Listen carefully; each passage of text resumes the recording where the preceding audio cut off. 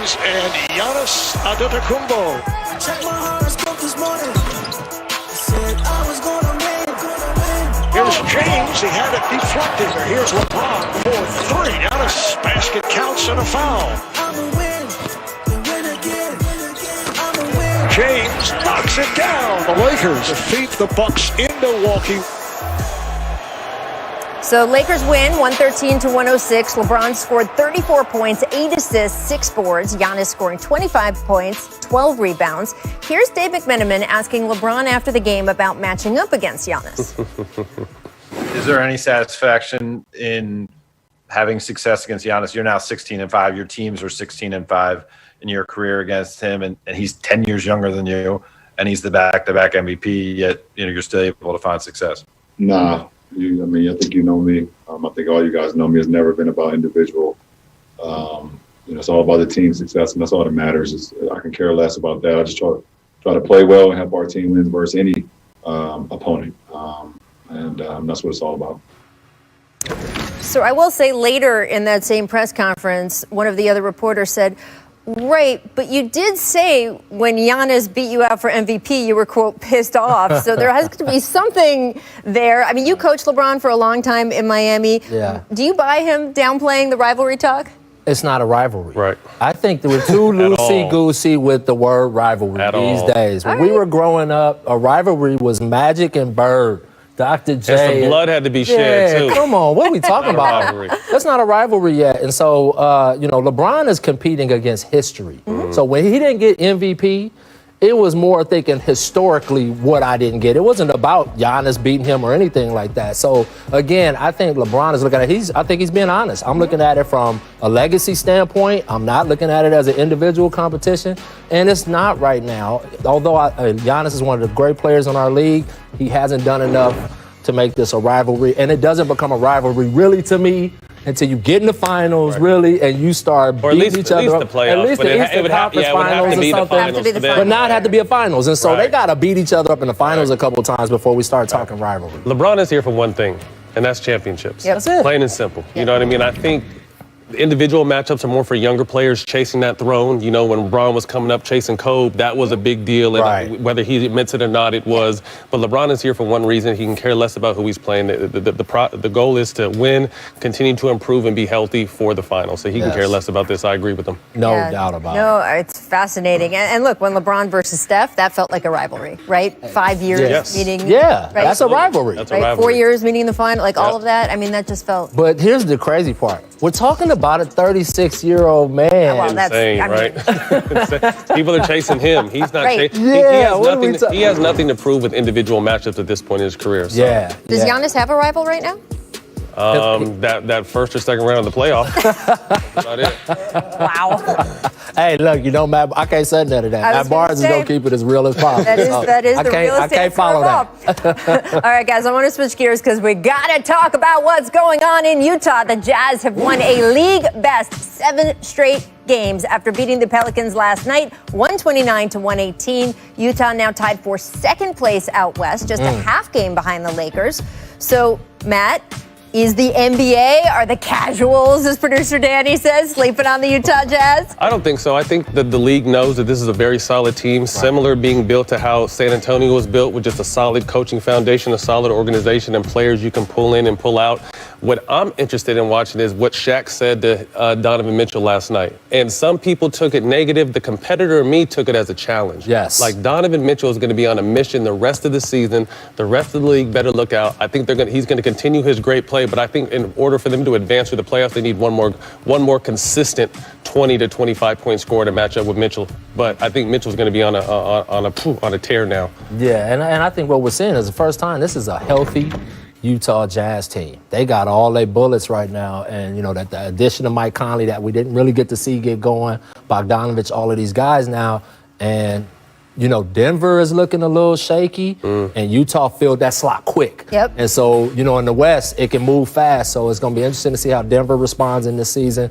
But I'm telling you what, you got bona fide superstar in Donovan Mitchell, and the fact that they signed Rudy Gobert and they solidified that duo, I think that really built a lot of camaraderie and confidence in the overall team, and knowing that we're moving forward with these guys and everybody else filling your roles. Shout out to Quinn Snyder. He's been doing a great job. Awesome. Like I said, he's the one coach who I think is a great coach, and I want to hang out with him. That's my guy. He is the coolest. He was assistant coach with the Lakers when I played for the Lakers. Great guy. Great guy. And look, there's teams, all sorts of teams are going to tweak right around or before the trade deadline. Maybe the top contenders like the Lakers or the Clippers would do that too. But it's teams like the Jazz, teams like the Nuggets that I'm watching to see, do they want to add that next piece, right? If Bradley Beal becomes available, what would that look like on a couple of those kinds of teams? Zach LaVine. People are sleeping on Zach LaVine. He's another big scorer. Yep, absolutely. So that's another one to watch too, is teams are ascending, a team like the Jazz that wins 7 straight, and suddenly the front office starts thinking, all right, we got something that could actually challenge for a title if we just tweak, and there we go. Health. All right, sad news today.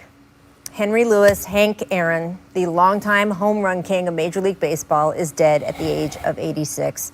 Hammerin' Hank broke Babe Ruth's home run record in April 8th, 1974, in spite of so many threats made against his life by racists who did not want to see a black man pass the Babe.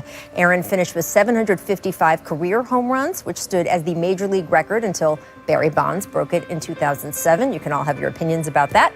Aaron still holds Major League records for RBIs, total bases, extra base hits, and he ranks among MLB's best in hits, games played, runs scored, and boy, does he top out in every stat that measures class.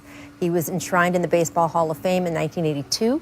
In 1999, Major League Baseball created the Hank Aaron Award, given annually to the best hitter in both the AL and the NL.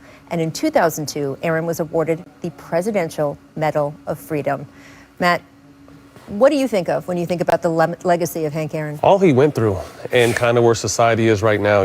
Obviously this morning when I heard of his passing, I was sad. So I just kind of started reading up on stuff and started reading some of the letters he would see. They said he would receive about 3,000 letters a day filled with just hate. And it was just incredible for him to be able to turn the other shoulder and continue on the path he was on, inspiring so many people like us to want to, do better. Yeah, and at the end of the day, he went through that. He took the hits for us. Yep.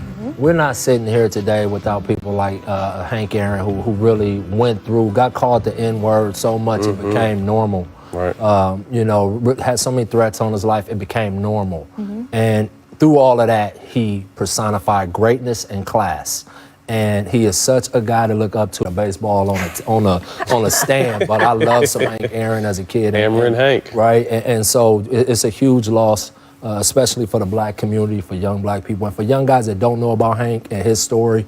I recommend you do just what Matt did and read up and learn some more, because you're going to get some jewels in that. It really is just such a demonstration of grace, of course, but also perseverance. And we think now about hate, quote unquote, and everyone's kind of like Twitter hate, and people get dozens or hundreds of sort of tweets at them a day or something like that. We know that Kevin Durant sort of processes those in a certain way. This was a different time. This was the early 70s. So you were getting people who had not just like fired off a tweet on their phone while they're waiting at the grocery store, actually sat down, took pen to paper, wrote a letter about how much they hate you, your family, your children, and your teammates. And some of those letters, as you said, were threatening to kill him at a time where people were being picked off and killed because of, I was going to say at a time because of their race. We certainly had plenty of examples of that since then. But when we talk about the high profile Martin Luther King, Malcolm X, Kennedy's, there's no reason for Hank Aaron not to think that when he got one of those letters, the next bullet was coming for him, and he persevered